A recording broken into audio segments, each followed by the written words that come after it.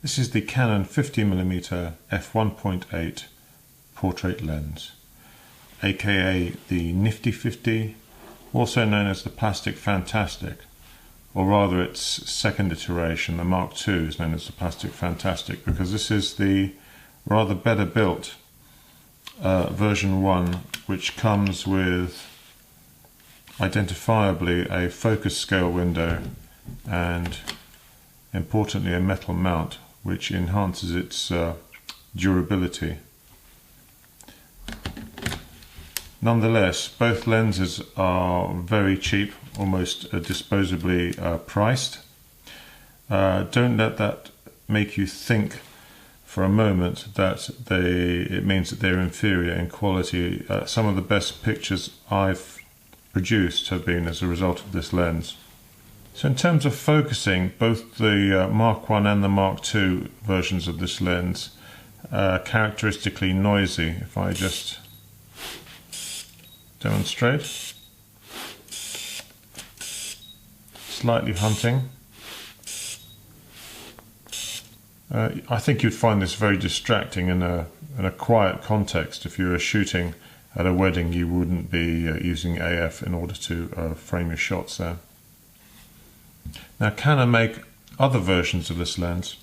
They make a 50mm 1.4 USM and more recently a 50mm 1.8 STM. So the 50mm 1.4 USM stands for ultrasonic motor. It's a quieter motor, it's a quicker focusing motor. It looks and feels altogether more professional. But my issue with the 1.4 is that at 1.4 it's characteristically soft. I would say it's unusably soft.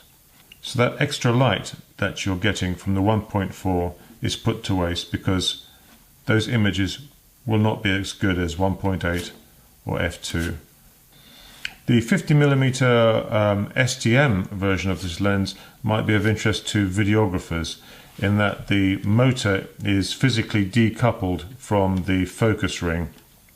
It just transmits a signal to the motor in order to focus. Now that does mean that the camera has to be turned on to focus, but it also means quiet and smooth focusing for those of you who are interested in video.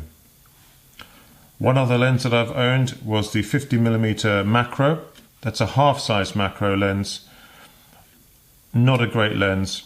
It doesn't work as a macro lens because you have to get so close to your shot that you are casting your own shadow over your subject.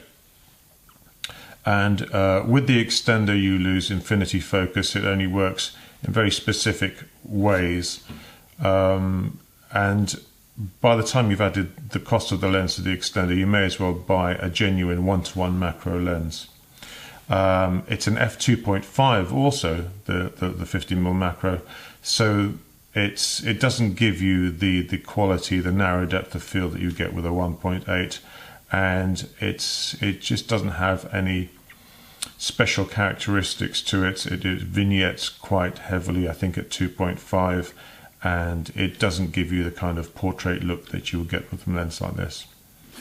Now I shoot professionally for a living. I did my stint on as a wedding photographer, and now I shoot architecture and interiors and art repro. But when I go on holiday, this is the lens that I take with me. It adds no weight to the camera. It produces beautiful results. Photographers may complain that with a 5-blade aperture you won't get circular bokeh. But in the real world, I've never met anyone who's complained about the quality of a bokeh in a photograph. So that's just a discussion point for photographers amongst themselves. This is a great lens. It's preferable to the 1.4. It's only inferior to the 1.2, which is hugely expensive. So that's the 50mm f1.8 Mark I metal mount lens by Canon. A must-have for the camera bag.